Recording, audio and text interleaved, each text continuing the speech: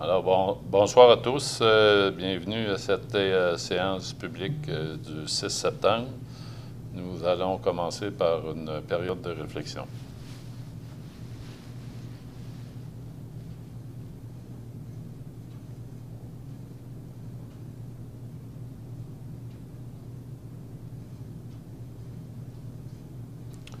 Alors, on va commencer notre séance. On peut s'asseoir.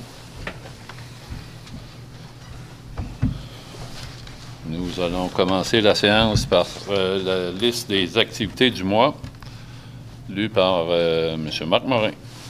Alors, bonsoir. Les gymnastes de l'Érable sont en campagne d'inscription jusqu'au 15 septembre. Vous pouvez le faire en ligne à plessisville.québec/loisirs-culture.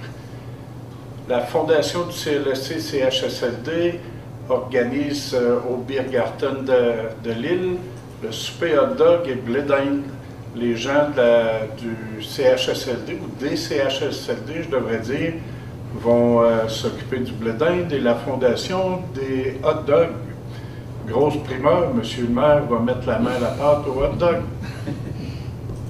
Alors, vous êtes les bienvenus à partir de 16h le 9 septembre. Il y a l'activité de financement des biscuits sourires pour la Maison des familles de l'Érable, en collaboration avec le Tim Hortons. Ça a lieu du 12 au 18 septembre. Le club de patinage artistique de Plessisville, le début des cours de patin, le patinage plus, à partir du 12 septembre à 18h à l'Aréna Léopold Boutin. Le club de lecture de 3 à 12 ans, du 19 septembre au 21 octobre. L'atelier de yoga doux, les mercredis, l'inscription à la bibliothèque en personne ou par téléphone. Ça va avoir lieu du 28 septembre au 16 novembre de 9h30 à 10h45 à la bibliothèque Lynette Jutra-Lapelle. Le début de la saison de l'Association du hockey mineur se référait à la page Facebook de l'Association du hockey mineur de Plessisville. La Fondation HTAPQ aura sa vente annuelle de livres sous le chapiteau les 16, 17 et 18 septembre prochains au kiosque de la jardinerie Fortier au 1900 rue Saint-Calixte. Le patinage familial libre et le hockey libre à 5 $. Visitez le site Internet de la Ville pour l'horaire à plessisville.québec/calendrier. Le chemin des créateurs le 24 septembre au Carrefour de l'Érable. Vous avez aussi l'heure du conte le 29 septembre à la bibliothèque Lynette Jutra-Lapelle. Le bazar du Mont-à-Pic les 24 et 25 septembre, de même que les 1er et 2 octobre. Ça se déroulera au Mont-à-Pic. Les cours de conversation en anglais les mercredis. L'inscription à la bibliothèque en personne ou par téléphone. Ça va avoir lieu du 29 septembre au 1er décembre. De 9h30 à 11h30, toujours à la bibliothèque Lynette Jutra-Lapelle. Les cours d'espagnol pour débutants, les lundis, l'inscription en personne à la bibliothèque ou par téléphone. Les cours vont avoir lieu du 26 septembre au 29 novembre de 10h à 11h30, toujours à la bibliothèque Lynette Jutra-Lapelle. Les journées de la culture, le spectacle Les monstres de Mme Pissenlit, le 1er octobre, à la bibliothèque Lynette Jutra-Lapelle. Ça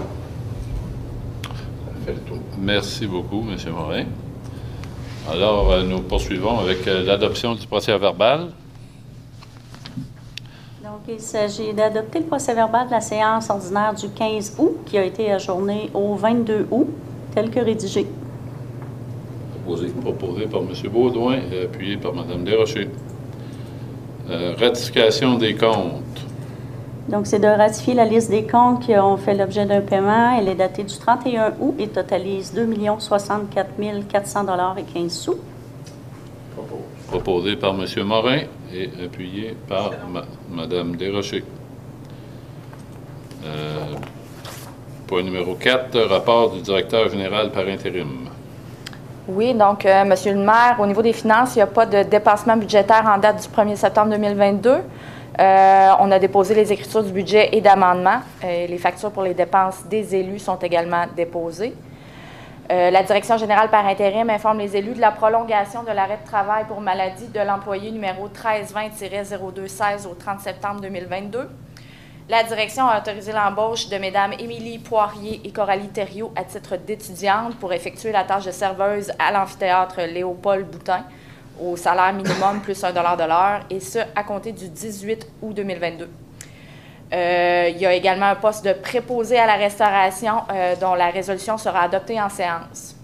La Direction générale par intérim a autorisé l'embauche de M. Sébastien Poulain pour pourvoir le poste de technicien en génie civil laissé vacant par le départ de M. Bruno Gamache. M. Poulain entrera en poste le 12 septembre 2022 et sera rémunéré à 90 % de l'échelle intermédiaire pendant sa période de probation. En ce qui concerne les vacances et l'ensemble des autres avantages, la convention collective en vigueur des cols bleus et blancs s'applique. Aucun point à souligner au niveau des congrès, colloques et formations. Aucun point d'hiver non plus. Et sur le plan de la gestion contractuelle, la Direction générale par intérim a nommé Mesdames Valérie Desrochers, Marie-Pierre Paquette et Christina Nourry pour faire partie du comité pour analyser les propositions des firmes pour la refonte du site Internet de la Ville. Aucune affaire gouvernementale à signaler, et c'est ce qui conclut le rapport pour ce mois-ci. Alors, c'est d'adopter le rapport qui est daté du 1er septembre et de ratifier les décisions qui ont été prises, incluant les contrôles budgétaires s'il y a lieu. Proposé par M. Nadeau, Martin Nadeau, et appuyé par M. Baudouin. Motion de félicitations. Alors, c'est une motion de félicitations pour l'événement qui a eu lieu à l'Arena pour Maverick Book. Alors, c'est une motion pour féliciter l'organisation, soit de l'hockey mineur, le club de patinage artistique et le club de hockey Véboutin Express, que ça a été une très belle organisation, puis on peut être fiers de ce jeune homme qui va nous représenter dans la Ligue nationale. Donc, félicitations à tous ceux qui ont participé à cet événement. Le point numéro 6, modification politique des cadres 2024. Alors, il s'agit de modifier la politique des conditions de travail du personnel cadre pour la période 2020-2024. C'est qu'il y avait une petite coquille concernant le rire collectif afin que ce soit harmonisé là, avec la convention des syndiqués. Donc, c'est de remplacer là, certains termes, là, des années en fait, dans le protocole. Proposé par M. Morin et appuyé par M. Baudouin. Point numéro 7, embauche d'une préposée à la restauration. Alors, c'est de ratifier l'embauche de Mme Élisabeth Dubé, rétroactivement au 18 août 2022, au poste de préposé à la restauration, c'est un poste assujetti à la convention collective de travail en vigueur entre la Ville et le Syndicat national des employés municipaux, et de consentir à Mme Dubé, dès son embauche, 100 % du salaire régulier prévu pour ce poste à l'annexe de la convention collective. Proposé par M. Nadeau et appuyé par Mme Desrochers. Point numéro 8, embauche d'un procureur à la Cour municipale. Alors, c'est de retenir les services de Maître Gabriel Bordelot, avocat du cabinet Lambert-Terrien SENC, pour agir à titre de procureur de la Ville de Plessisville à la Cour municipale commune de Plessisville, au tarif horaire de 150 $ plus les frais de déplacement, le tout suivant l'offre de service datée du 25 août 2022. C'est aussi de retenir les services de Maître Jean-Philippe Lahaye, avocat du même cabinet, pour agir à titre de procureur suppléant en cas d'impossibilité d'agir de Maître Bordelot, et de désigner Maître Bordelot et Maître Lahaye pour assurer la poursuite des constats délivrés au nom du DPCP qui sont déposés devant la Cour municipale de Plessisville. Ça fait suite à une entente qui est intervenue en 2009 avec la Ville. C'est aussi d'autoriser l'un ou l'autre des avocats du cabinet de Lambert-Terrien à délivrer au nom de la Ville des constats d'infraction pour toute infraction à un règlement municipal, une résolution, une ordonnance du Conseil ou en vertu du Code de la sécurité routière. Proposé par Mme Desrochers et appuyé par M. Baudouin. Point numéro 10. Alors, c'est pour la désignation d'un procureur pour le traitement des constats du DPCP, donc dans la suite de la résolution précédente. La Ville a une entente depuis 2009 avec le ministre de la Justice, le DPCP, pour la poursuite d'infractions devant la Cour municipale. Donc, ce sont des infractions sur les routes numérotées. Là, vu que le Conseil a nommé Maître Bordelot et Maître Lahaye, on doit proposer ces deux avocats-là au DPCP afin qu'ils retiennent les services pour représenter le DPCP devant la Cour municipale de Plessisville. Proposé par M. Morin et appuyé par M. Nadeau, M. Martin Nadeau. Point numéro 11, numéro 11, délégation des fonctions du responsable de la protection des renseignements personnels et des responsables de l'accès aux documents. On doit d'abord procéder à la nomination des membres du comité. Comité sur l'accès à l'information et à la protection des renseignements personnels. Donc, il y a des nouvelles normes qui sont en vigueur à partir de 2022. Ça va s'échelonner sur 3 ans.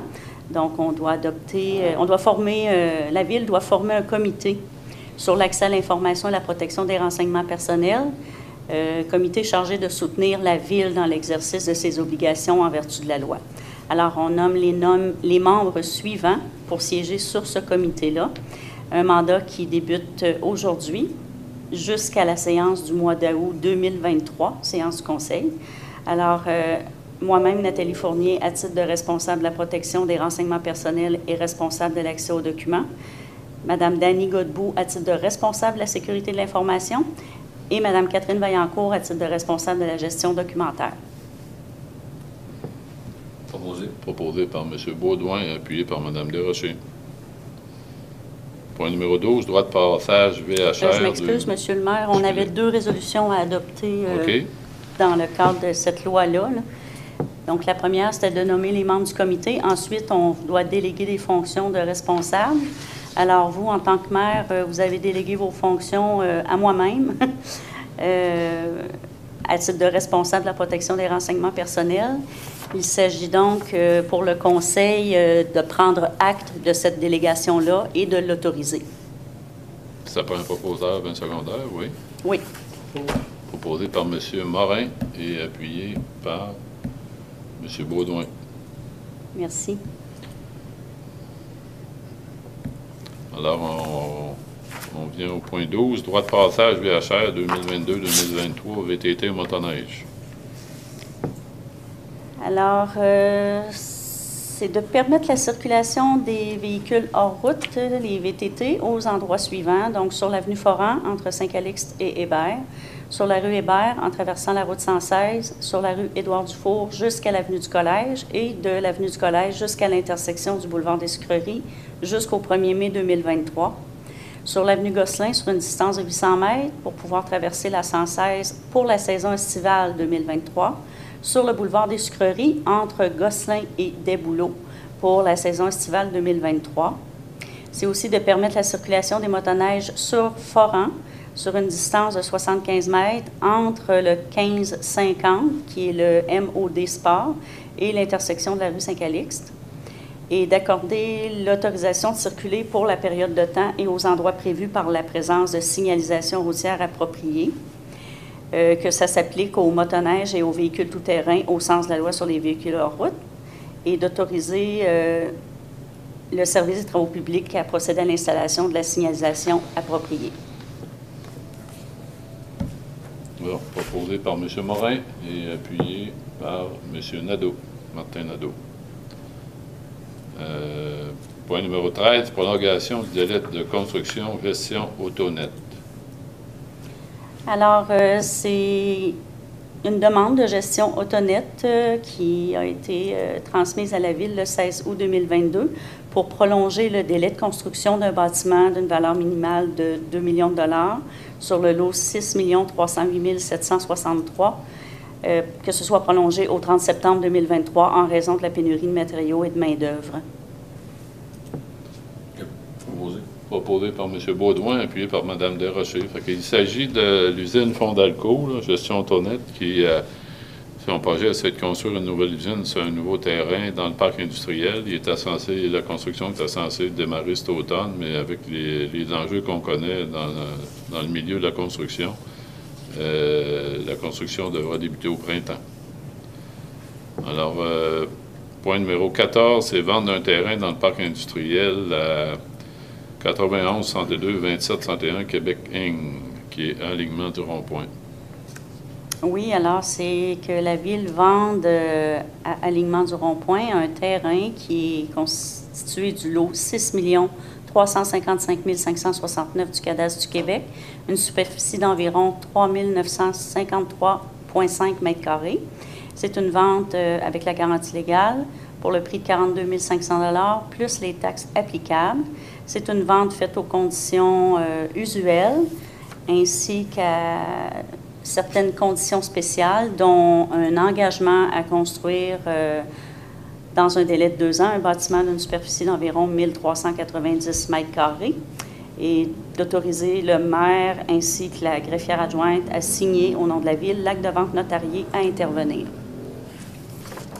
Proposé par M. Nadeau et appuyé par M. Baudouin. Okay. Il s'agit du dernier terrain disponible qui était disponible dans le parc industriel.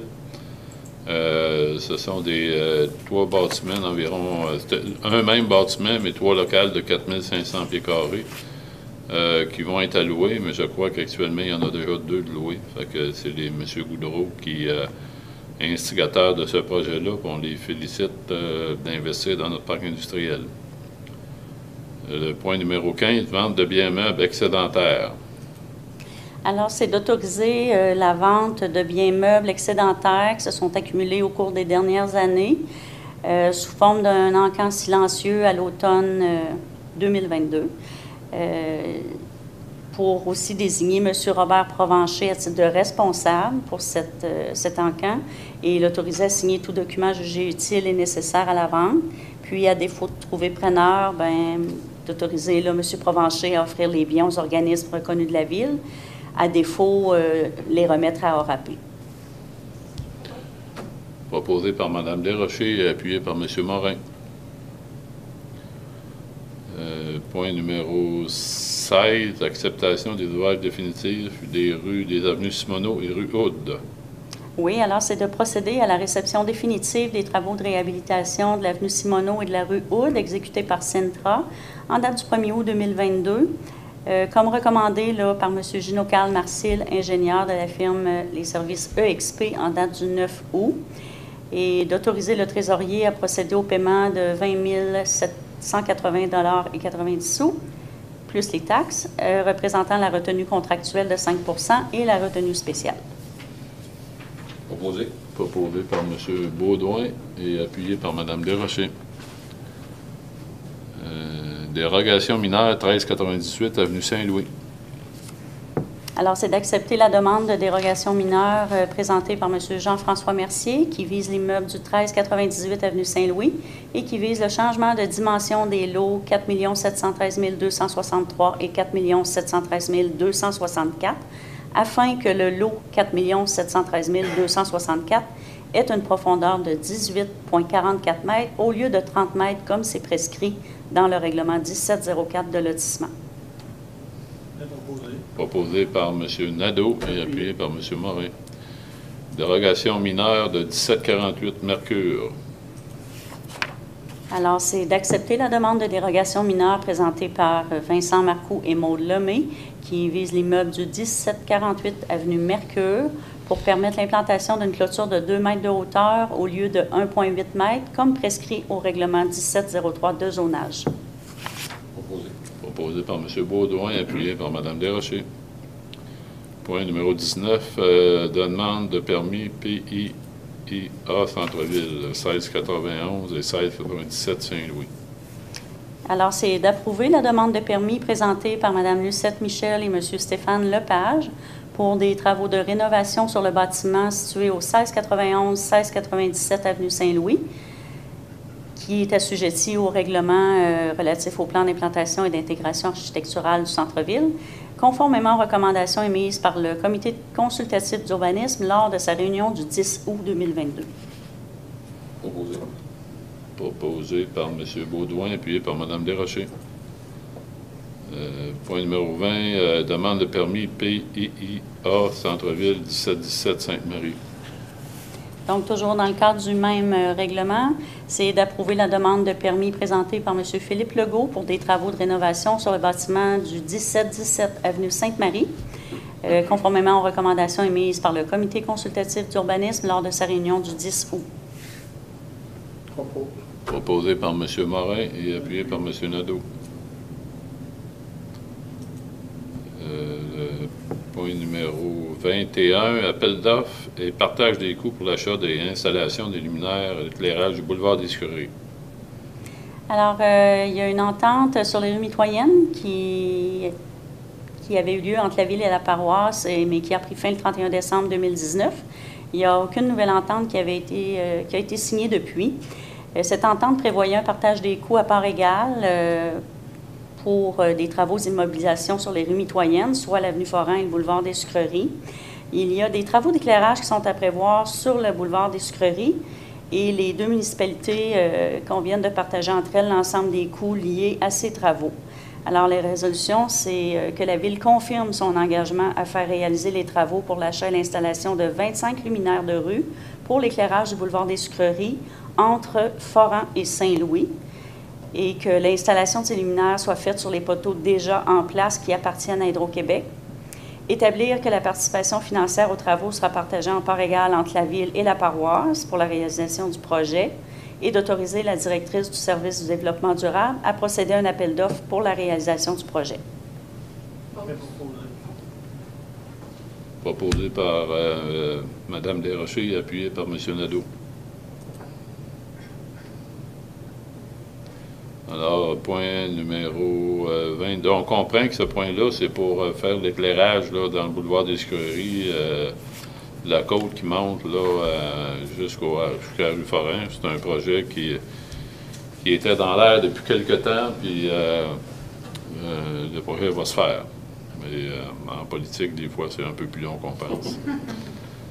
Le point numéro 22, appropriation de fonds pour la préparation de l'audit quinquennal de l'usine de filtration. Alors, c'est d'approprier une somme de 16 063 de l'excédent de fonctionnement affecté redevance matières résiduelles au bénéfice des activités de fonctionnement pour la préparation de l'audit quinquennal de l'usine de filtration. Proposé par M. Morin et appuyé par M. Baudouin. Point numéro 23, appropriation de fonds, flotte de véhicules. Alors, c'est d'augmenter l'excédent de fonctionnement affecté flotte de véhicules de 17 400 à même l'excédent de fonctionnement non affecté pour augmenter le fonds de renouvellement des véhicules de la municipalité. Proposé par Mme Desrochers et appuyé par M. Nadeau. Alors, ce qui termine la présentation de ce soir, on sait que c'est la rentrée scolaire actuellement, depuis un peu plus qu'une semaine et demie. Fait qu'on invitera les automobilistes à être prudents aux arrêts obligatoires près de nos écoles et de respecter aussi nos autobus scolaires qui sillonnent les rues et les rangs. Alors, soyons prudents, donnons une chance à nos enfants. Ça serait malheureux qu'il arrive des choses. Fait que, on vous demande d'être plus prudent puis de faire vos arrêts au coin approprié. Alors, c'est ce qui termine la séance à 22h22. Merci beaucoup. Bonsoir à tous.